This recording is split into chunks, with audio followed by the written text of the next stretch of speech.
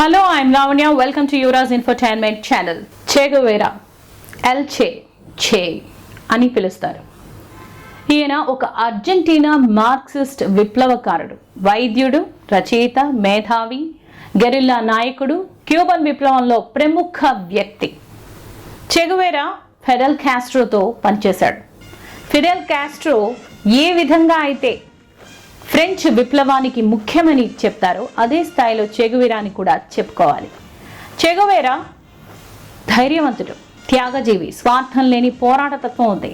తన పోరాటంతో క్యూబాలో శాంతి ఏర్పడిన తర్వాత అతను అక్కడే ప్రశాంతంగా జీవితాన్ని గడపొచ్చు, కానీ అక్కడ అలా గడపలేదు. క్యూబా తరహా ఇంకా వేరే దేశాల్లో ఏ దేశాల్లో అశాంతి ఉందో ఆయా దేశాలకు వెళ్ళి పోరాటం కొనసాగించాలని ఆలోచన చేసినటువంటి గొప్ప వ్యక్తి చె గువేరా. ప్రజల బాధలను తెలుసుకోవటానికి తాను ఒక మోటార్ బైక్ మీద తన స్నేహితుడితో కలిసి ప్రయాణం చేస్తూ ప్రజల సాధక బాధకాలను తెలుసుకుంటూ సాగినటువంటి వ్యక్తి ఆయన. చె గువేరా ఈ ప్రయాణంలో వారు అర్జెంటీనా, చిలీ, పెరు, కొలంబియా, అలాగే వెనిజువేలా లాంటి దేశాల గుండా వెళ్లారు. వేలాది కిలోమీటర్లు ప్రయాణం చేస్తూ వారు ఎన్నో రకరకాల ప్రజలను కలిశారు. వారి కష్టాలను చూశారు. గనుల్లో పనిచేసే పేద కార్మికులు, కుష్ఠరోగుల కాలనీలు, వివక్షకు గురి అవుతున్నటువంటి ప్రజలు, వీరందరినీ చూసిన తర్వాత చె గువేరా మనసు తీవ్రంగా కలిచిపోయింది. దక్షిణ అమెరికాలోని పేదరికం, అన్యాయం అతని కళ్లకు కట్టినట్టుగా కనిపించాయి. ఈ అనుభవాలే తర్వాత ఆయన విప్లవంలో పాల్గొనడానికి ఒక ముఖ్య కారణమయ్యాయని చెప్పొచ్చు. ఒక వైద్యుడిగా మొదలైనటువంటి అతని జీవితం ఈ యాత్ర తర్వాత పేదల కోసం పోరాడే ఒక విప్లవకారునిగా మారింది. ఈ మోటార్ సైకిల్ యాత్ర చె గువేరా జీవితంలో ఒక గొప్ప మలుపు తిప్పినటువంటి సంఘటనగా మనం చెప్పుకోవచ్చు. ఆయన ద మోటార్ సైకిల్ డైరీస్ అనే బుక్ ని కూడా రాశాడు. చాలా ఫేమస్ బుక్ ఇది. చె గువేరా డాక్టర్, కానీ పేద ప్రజలకు సహాయం చేయాలనే బలమైన కోరిక ఉండేది. చాలా దేశాల్లో పేదరికం, అన్యాయం ఉండటం చూసి అతను బాధపడ్డాడు. అందరూ సమానంగా ఉండాలని, ఎవరికి కష్టం రాకూడదని అతను బలంగా నమ్మాడు. అందుకే తాను నమ్మిన సిద్ధాంతాల కోసం పోరాటం చేయడానికి వేరే దేశాలకు కూడా వెళ్ళాడు. అతను చాలా ధైర్యవంతుడు. తన ఆశయాల కోసం ఎంతటి కష్టాన్నైనా భరించడానికి సిద్ధంగా ఉండేవాడు. బొలీవియా అనే దేశంలో ప్రజాస్వామ్యయుతమైనటువంటి ప్రభుత్వం రావాలనేటటువంటి ఉద్దేశ్యంతో విప్లవం కోసం పనిచేయటానికి వెళ్ళినప్పుడు పేరుగాంచినటువంటి అమెరికా వారి CIA వాళ్ళు అక్కడ ఆయన ఎక్కడున్నారో గుర్తించి చంపేశారు. చె గువేరా మన భగత్ సింగ్ లాంటి గొప్ప వ్యక్తి. భగత్ సింగ్ అలాగే చె గువేరా ఇద్దరు కూడా 23 సంవత్సరాల వయసులోనే విప్లవకారులుగా చనిపోయారు. చె గువేరా మరణించిన తర్వాత అతడి ముఖాకృతి ప్రపంచ వ్యాప్తంగా విప్లవ భావాల సంస్కృతికి ప్రపంచ చిహ్నంగా మారిపోయింది. చె గువేరా ఒక మాట ఎప్పుడూ అంటుంటాడు, ప్రేమ లేనివాడు విప్లవం చేయలేడు అని.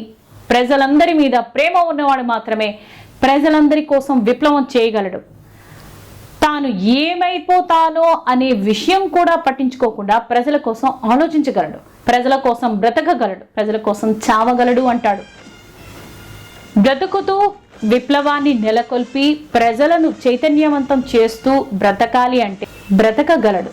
తన మరణమే ప్రజల్లో మార్పు తీసుకొస్తుందనుకుంటే తాను ప్రజల కోసం మరణించను గలడు. ఇలాంటి జీవితమే మనం భగత్ సింగ్ది కూడా. ఆయన ఇలాంటి జీవితమే జీవించాడు. అసెంబ్లీలో స్మోక్ బాంబ్ని వేశాడు. ఎందుకంటే అక్కడున్న వారు ప్రజల సమస్యలను పట్టించుకోకుండా ఊసుకోలు కబుర్లని మాట్లాడుతున్నారని, బ్రిటిష్ వారి చెవులకున్నటువంటి చెవిటితనాన్ని వదిలించడానికి తాను పొగబాంబు వేశానని చెప్పాడు. బాంబు వేశాక పారిపోయి తప్పించుకోవచ్చు, కానీ కదలలేదు, అక్కడే ఉన్నాడు. నేను మీ చెవిటితనాన్ని వదలగొట్టడానికి వచ్చానే కానీ మిమ్మల్ని ఏదో చేద్దామని, చాటుమాటుగా బాంబు వేసి పారిపోదామని కాదని చెప్పాడు. అరెస్ట్ అయిన భగత్ సింగ్ ని విడిపించడానికి తండ్రి ప్రయత్నం చేస్తూ ఉంటే భగత్ సింగ్ అతనితో అన్నాడు, నాన్న నువ్వు చాలా గొప్ప దేశభక్తుడివి, నీలాంటి వాడు నన్ను కాపాడటానికి ప్రయత్నం చేయకూడదు. నేను కావాలనే అరెస్ట్ అయ్యాను. భారతదేశంలోని యువతను మేల్కొల్పడానికి వచ్చాను. నా మరణం అనేక మందిలో విప్లవ జ్వాలను రగిలించి అనేక మంది యువతను నాలాగా తయారు చేసేందుకు ఈ చావు ఉపయోగపడుతుంది. అనేక మంది యువతను చైతన్యవంతులను చేసి నాలాంటి విప్లవకారుల మరణం విప్లవకారుల జననానికి దారితీస్తుంది. కాబట్టి నా మరణం ఎలా అవుతుంది, అది జననమే అని తండ్రిని ఓదార్చి పంపించాడు. అప్పటికి భగత్ సింగ్ వయసు కేవలం 23 సంవత్సరాలు మాత్రమే.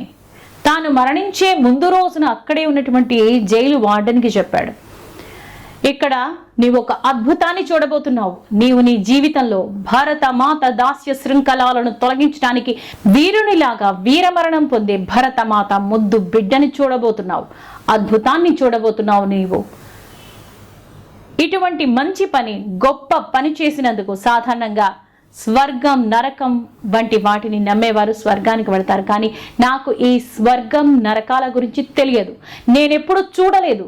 నేను నా దేశ ప్రజలకు ఉపయోగపడే ఒక మంచి మరణాన్ని నీవు చూడబోతున్నావు. నేనే ఆ దేశభక్తుడిని అని చెప్పాడు. భగత్ సింగ్ లాంటి జీవితమే చేగువేరది కూడా. భగత్ సింగ్ లాంటి అనేక దేశభక్తుల ప్రాణ త్యాగం ఫలితంగానే మన భారతదేశానికి స్వాతంత్రం వచ్చింది. అయితే దురదృష్టం ఏంటంటే ఒక్క రోజు కూడా స్వాతంత్ర సమరంలో పాల్గొనని వారు కూడా దేశభక్తులుగా చలామణి అవ్వటం, దేశం కోసం పనిచేసిన వారు దేశ ద్రోహులుగా ముద్రపడటం.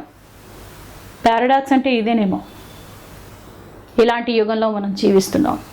భగత్ సింగ్ అలాగే చెగువెరా ఇద్దరు వేర్వేరు కాలాల్లో వేరువేరు దేశాల్లో జన్మించినప్పటికీ వారిలో కొన్ని ముఖ్యమైనటువంటి పోలికలు ఉన్నాయి.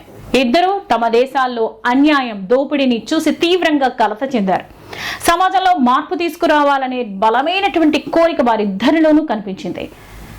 భగత్ సింగ్ బ్రిటిష్ సామ్రాజ్యవాదానికి వ్యతిరేకంగా పోరాడితే చెగువెరా లాటిన్ అమెరికాలోని అమెరికా ఆధిపత్యానికి వ్యతిరేకంగా పోరాటం చేశాడు.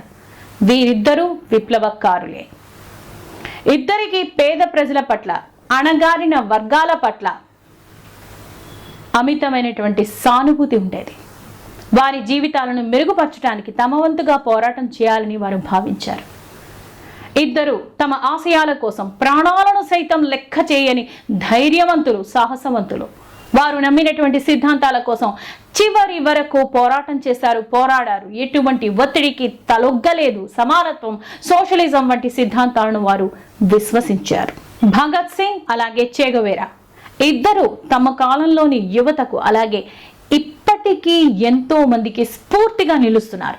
వారి పోరాట స్ఫూర్తి, త్యాగం ప్రజలను ఉత్తేజపరుస్తాయి. చెగువెరా గొరిల్లా యుద్ధ తంత్రానికి ప్రాధాన్యత ఇచ్చాడు. అయినప్పటికీ వారిద్దరి లక్ష్యం ఒక్కటే, ప్రజలకు స్వేచ్ఛ, సమానత్వం అలాగే మెరుగైనటువంటి జీవితాన్ని అందజేయటం. ఈ పోలికల వల్లే వారిద్దరూ నేటికి ప్రపంచవ్యాప్తంగా గుర్తింపబడుతున్నారు. ప్రజలు వారిని గుర్తించుకుంటున్నారు. మీకు ఈ ఎపిసోడ్ నచ్చితే మీ ఫ్రెండ్స్కి చెప్పండి. యువరాజ్ ఇన్ఫోటైన్మెంట్ ఛానల్ని సబ్స్క్రైబ్ చేయండి, లైక్ చేయండి, షేర్ చేయండి. And thank you for watching.